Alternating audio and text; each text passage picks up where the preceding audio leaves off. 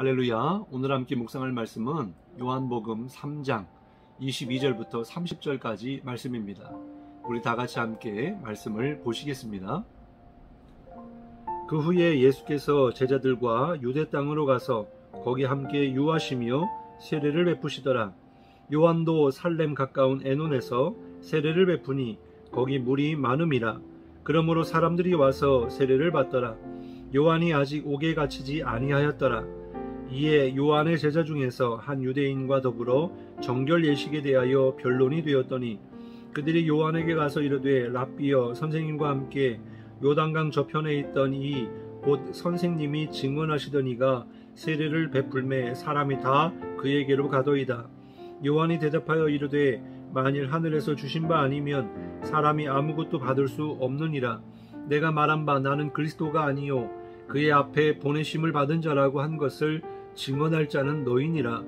신부를 취하는 자는 신랑이나 서서 신랑의 음성을 듣는 친구가 크게 기뻐하나니 나는 이러한 기쁨으로 충만하였노라. 그는 흥하여야 하겠고 나는 쇠하여야 하리라 하니라. 아멘. 오늘 함께 은혜를 나눌 말씀의 제목은 주연과 조연입니다.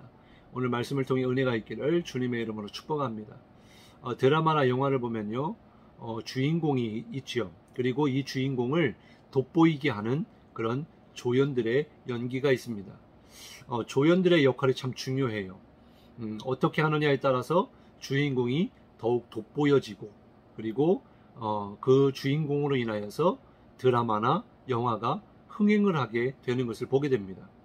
오늘 본문에도 보면 우리가 잘 아는 대로 이 영화를 만드는 감독이 하나님이시라면, 그러면 이 주인공은 바로 예수님이시죠. 그리고 그 예수님을 증거하고 돋보이게 하는 역할, 조연이 바로 세례 요한인 것입니다.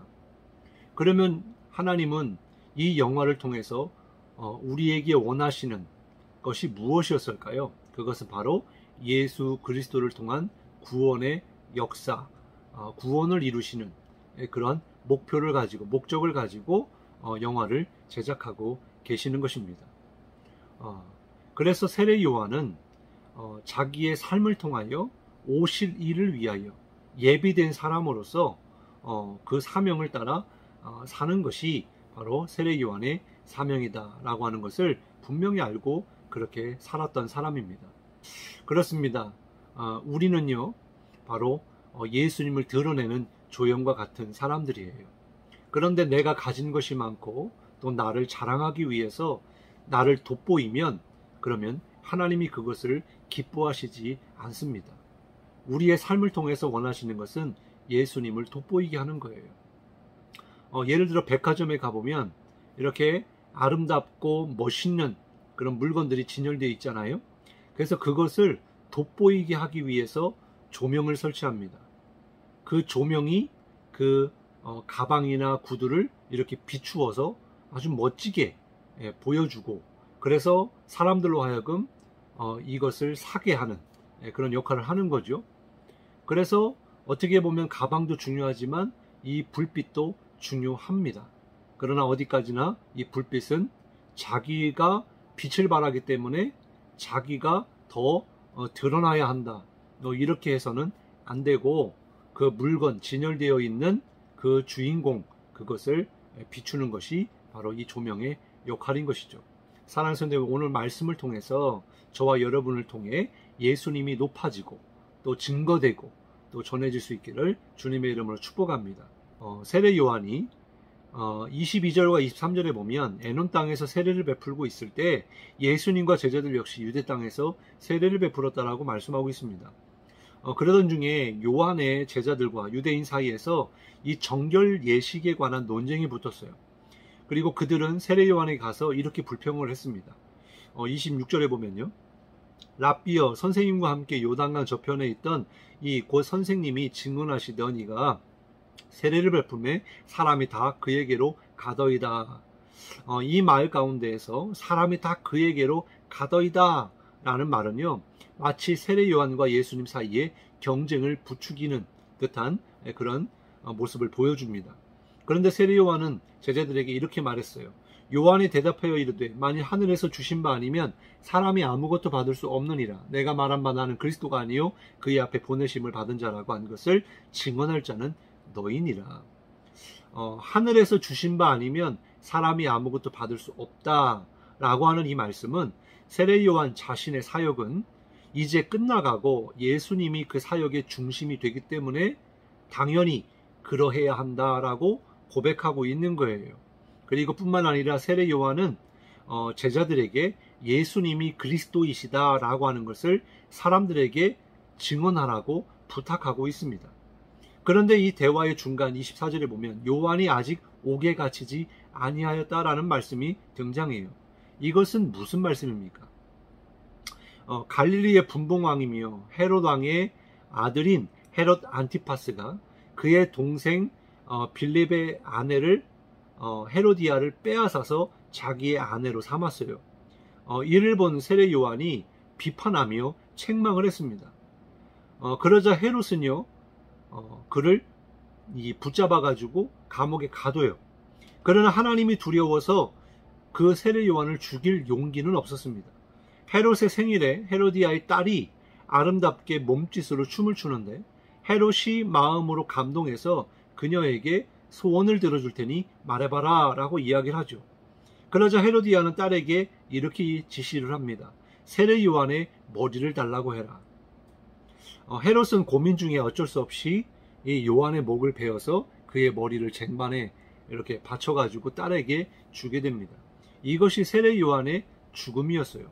우리가 여기서 깨달을 수 있는 것은 세례 요한은 비록 비참한 죽음을 맞이했다 하더라도 하나님 편에서는 그가 그의 사명을 다하고 마지막까지 의롭게 살다가 하나님의 품으로 간 것으로 이렇게 보고 계십니다. 우리는 이것을 통해서 분명하게 깨달아야 돼요. 우리는 온 인류를 위해 구원하러 오신 예수님, 그리고 부활 승천하시고 다시 심판하기 위해 오실 예수님을 예비하는 그러한 사명을 우리에게 주셨습니다. 우리도 세례 요한처럼 우리는 조연이고 주연 되시는 예수님을 돋보이게 하는 것이 우리의 사명이에요. 그 주님을 증거하는 것이 우리가 죽을 때까지 우리에게 맡겨주신 사명이다라는 것입니다. 29절 말씀해 보면요. 신부를 취하는 자는 신랑이나 서서 신랑의 음성을 듣는 친구가 크게 기뻐하나니 나는 이러한 기쁨으로 충만하였노라. 그는 흥하여야겠고 나는 쇠하여야 하리라 하니라.